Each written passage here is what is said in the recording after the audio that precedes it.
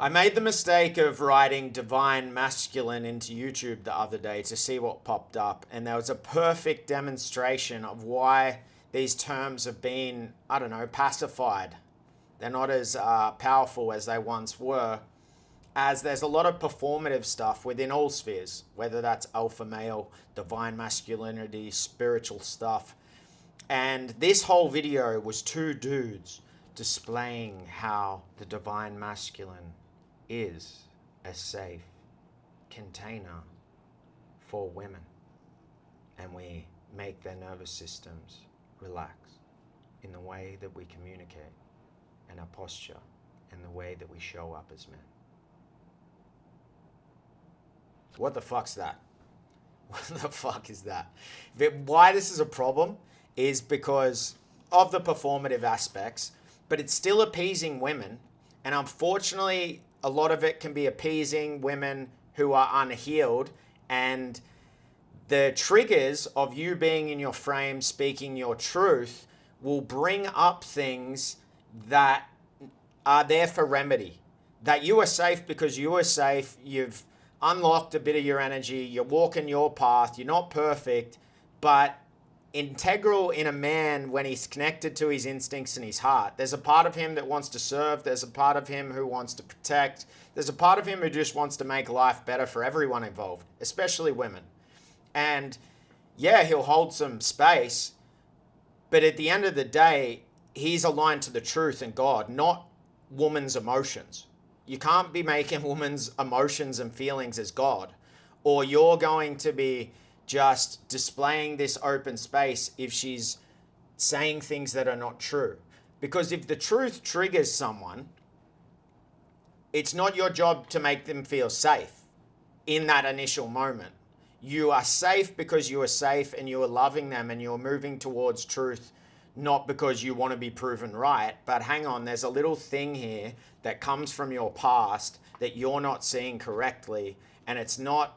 And they can be, but that makes me feel unsafe. It's like, yeah, because obviously when things come up, it doesn't feel good. But through you being you and integrous and honest and trying your best, you are safe. And you will hold that as long as you're able for her to show that she wants to move to truth and doesn't want to live in the fantasy. You know, if she's saying that 1 + 1 is 3, and when you say it's 2, it triggers her. It's like, okay, but that's your stuff. Because I'm showing you that it's 2 and I love you, but I want to love in a way that's connected to the truth rather than appeasing women. And especially when it comes to unhealed women, because dudes have like filled their minds up with all the things women need, listening to women's advice on what they want. And it's funny because like David Data, Red Pill, they'll always say that, which is true, like a woman's words are malleable. A man of his word should be a man of his word, you know, and a woman will pull you up. If you say you're going to do that and a week later you haven't, she'll be like, but you said you were going to do that. That's great because she understands a man of his word, and it's our integrity. And if we're saying things and not doing them, we feel our own power move. Where a woman's words are emotional, they flip and they flop. And often women have a big list of what they want from a man, yet they've never had a strong union. So a lot of what they say they want is coming from failed relationships and not wanting that and not wanting that and not wanting that. But the details of what they're talking about is not the holistic thing. You may have some of the things her ex had that she didn't like, but you're embodied in your truth and you're integral and you show up and you do your thing, that it's like, oh, that was an illusion. That's okay. It wasn't that. And men are taking relationship advice from these women and, oh, I need to do this, I need to do this, I need to do this. And you're not operating from your authenticity. It's performative, hoping that you get women. It is still appeasing women. And the real ones are done with this, because the real women have had the relationships with these type of dudes who hold the space and say they do all the stuff. But when it comes to the chaos points, when it comes to holding the center and calling out some disrespect and leading, the man can't do it. He flips on himself or says, maybe I'm not ready yet. But a lot of these good men are intuiting stuff, but they've gone, oh no, I'm meant to oh no, I'm meant to, oh, that's going to trigger her, so I'm going to move away from the emotions. But that is a fear of the chaos. The solar masculine is the center, the lunar orbits. It's not the other way around, that we're trying to neuter ourselves or pacify ourselves or appear gentle to sneak into the frame of the woman so you're in that and then maybe you can get with her.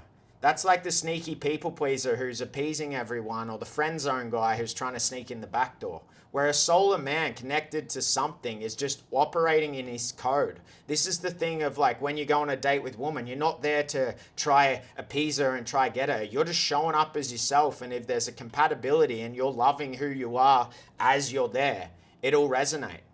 And that's where the real conscious women, I'm done with this performative stuff. I want a guy who can lead. And the hardest thing for women is they often pendulum swing between the more conscious guy and the boss dude.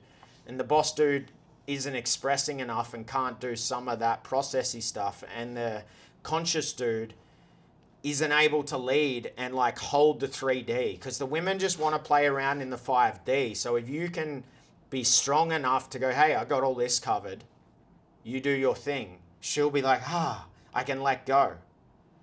Where a lot of these conscious women are having to try lead these newly developing men, and they're not quite there yet. But a lot of it is that they're not tapping into their depth, their voice, and calling shit out. Most conscious women, they say, if a guy calls me out on my shit early, they love it, because they're like, oh, all right, maybe this guy does know some things. You know, the conscious women are ready. But the ones lower, they want the man to be able to just be there, that they can swim around in a bit of their fantasies or delusions or not touch any of their edges because that might hurt. Where the conscious women will poke around because they want to feel your strength. They want to feel your commitment to your truth, your integrity, your spine. It's taking advice on the list of things that women want and trying to be that is still appeasing women, rather than forming your backbone, your spine, and trusting yourself to move. You become polarizing. You understand the dance of the feminine. You just move in that way. It's you. You become the law, rather than trying to play the game to sneakily know all the tricks and tips to be able to do it. Some of the polarity teachings are needed for a dude to click out of the conditioning and the people pleaser and the nice guy and the mummy wounds and the woke culture of the West, and that women need to feel safe, women need to feel safe. You are safe to women. Yeah, if women, no, I don't know that for all of you. You sort your shit out if you're not. But if you're in your integrity and you can feel that and you're a good person, you've got to find that voice and that strength and that ability to communicate artfully. Because when it's suppressed for a long time, you've swallowed so many little truths that might have caused her emotions, that you're so backed up that when it comes out, you might come out brash, and then she's like, see, you're an idiot. It just needs to be cleared, that channel, over and over, through standing in your truth, letting it speak, letting it flow. And when I did that, everything changed. When I did that, relationships went to the next level. When I did that, I formed a new power. She softened, the respect goes up, and she goes, shit, I trust this guy. Because he's not here to appease. He's not here to cater to everyone's emotional needs, which a lot of guys do because they're sensitive and intuitive enough that they can feel it. If I say that, that'll trigger. But if you need to say that, you need to say that. And the trigger can lead to the healing, rather than dodging all the wounds of a woman and having a relationship where you're swallowing your truth over and over again just to make sure she feels okay, rather than giving her an opportunity to grow. And when you give them the opportunity and they go, shit, you're right, thank you, you go, oh boy, what do we got here? A woman who actually wants the truth rather than feeling good, and respects you. And your ability to do that artfully, lovingly, will become a superpower that just has her respect you. Because a lot of those women think there isn't a guy with all the holistic things to be able to lead her. But you can become it, but you got to start with now and understanding you're not here to dodge everyone's emotional triggers.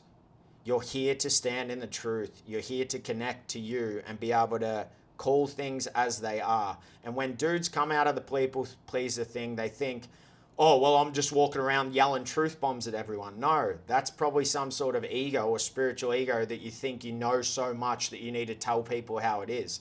I'm talking about in relationship when you're having these things move and there's an offness and you're like, hang on, this is coming from a past pattern that is not based in reality, and for your relationship and for her and for your power of being able to do that, it's necessary and will move the relationship into a deeper lens.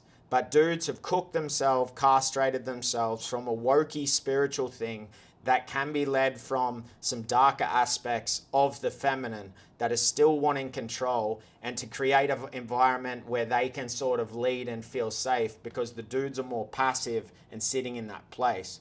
The deepest healing for both parts that want to be in polarized relationship, and I think everyone does at their core, that you were put here as a man, they were put here as a woman, and it's the union that goes, it has to start with you leading and being able to stand in that. And it also saves you a lot of time in understanding, oh, this woman actually wants that. She's ready for that. She's a workable woman. Like I had it with a date with a woman who was, yeah, good level, and we were having a flirt. And then she's like, are you doing push-pull? I'm like, what? We're just hanging out. And there's obviously a dance of the energies. And she's like, oh, and I'm like, where's this come from? She's like, oh, my ex did that, and then whatever happened. She's like, yeah, that's my stuff, isn't it? Oh, yeah, it's all right. And then you get back into it. Rather than like, oh, no, no, I'm not, I'll just, oh yeah, it's fine. And you skirt around it because you don't want the pressure of that chaos. They love it. They're often able to go into it. And if you're withholding it, you're going to be like, why is she poking? Why is she poking? Why is she poking? Because you can feel there's something underexpressed there. And their way to go at it is to keep doing things that are going to hopefully bring it up. But if you keep swallowing it, you're just like, ugh. I'm doing what she wants, but she's still blah, blah, blah. Deep down, she wants the truth. Hopefully. And that's a blessing if you found one that wants the truth. We don't need to posture on our safety or display this safetiness. There will be women who feel unsafe around masculine energy that is just calling it as it is. There will be other women who see that and go, whoa, I like that. You get to choose which one you want to play with. Peace.